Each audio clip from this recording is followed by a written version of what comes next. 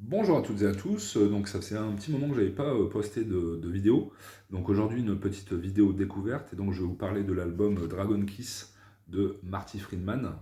Donc c'est de la guitare instrumentale sortie en 1988. Donc Marty Friedman est connu des amateurs de métal pour avoir été guitariste soliste au sein du groupe Megadeth, notamment dans les années 90 et au début des années 2000, avant qu'il ne reprenne sa carrière solo.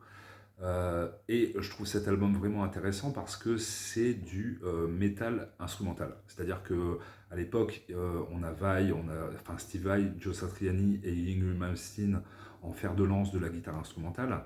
Yngwie Malmsteen fait du néoclassique, donc du heavy metal inspiré de la musique classique. Vai part un peu dans tous les sens, enfin voilà, c'est sa marque de fabrique. Et Joe Satriani fait du heavy metal mélodique, mais quand même très, enfin, entre guillemets, très commercial. Et Marty Friedman, en fait, il va prendre le contre-pied et faire du métal, du thrash metal instrumental. C'est-à-dire que dans cet album, il y a des gros riffs métal, des gros riffs thrash, avec une virtuosité et une technique assez impressionnante. Je l'ai découvert par hasard sur YouTube parce que comme j'écoute quand même pas mal de guitaristes instrumentaux et enfin, j'aime bien ce style de musique, comme vous avez pu le constater sur plusieurs vidéos que j'ai faites, avec les cookies forcément ça rebondit sur YouTube sur ce que vous avez regardé et ce qu'on vous propose de découvrir.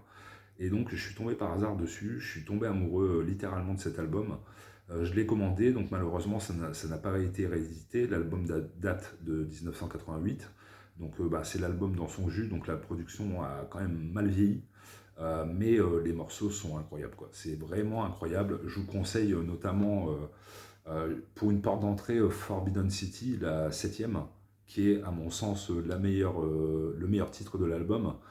Plus de 7 minutes de bonheur intégral avec des changements de rythme, enfin, la mélodie, enfin voilà, puis on sent vraiment enfin, pour ceux qui connaissent Megadeth, Marty Friedman est le guitariste soliste le plus respecté, même si Kiko Loureiro, qui vient d'Angra, presque tout autant.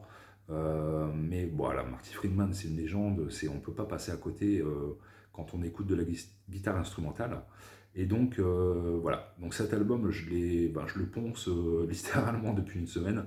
C'est-à-dire que je l'écoute tous les jours, plusieurs fois par jour, et je trouve vraiment que c'est quand même très différent de Vai, Satriani et Malmsteen.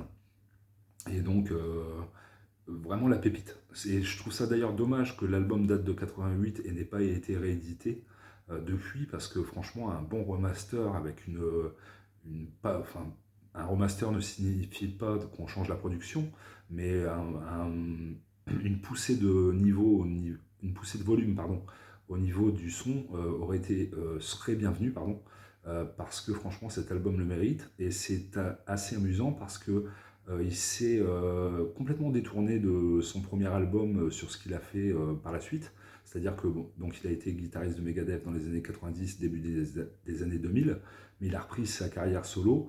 Et ce qu'il fait actuellement, parce qu'il s'est installé au Japon et c'est un artiste très reconnu au Japon, il utilise de la musique traditionnelle japonaise et il en fait de la guitare instrumentale.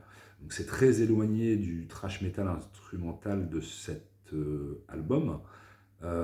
Et donc je pense que, enfin, sur les forums, j'ai vu que il était considéré cet album comme son meilleur parce que enfin voilà, il fait du métal instrumental. C'est quelque chose qui a été rarement fait, comme j'ai pu vous le dire et je le répète par rapport à Vai ou Satriani, qui sont les deux grands spécialistes au niveau du grand public, entre guillemets, des spécialistes qui aiment la guitare. Et donc voilà, je vous le conseille, franchement c'est une découverte. Alors je l'ai trouvé d'occasion sur Rakuten, j'ai payé ça 17 euros. Je l'ai reçu très bon état, vendeur nickel. Je sais que sur Amazon il est un peu plus cher, ça tourne entre 20 et 30 euros. C'est un peu cher pour un album par rapport à la somme que je mets sur l'achat de CD, notamment d'occasion, mais franchement ça vaut le détour et je vous le conseille. Donc voilà, bonne découverte, Marty Friedman, Dragon Kiss, et en priorité Dragon City, Forbidden City, pardon, je m'excuse. Bonne journée à vous, à bientôt, au revoir.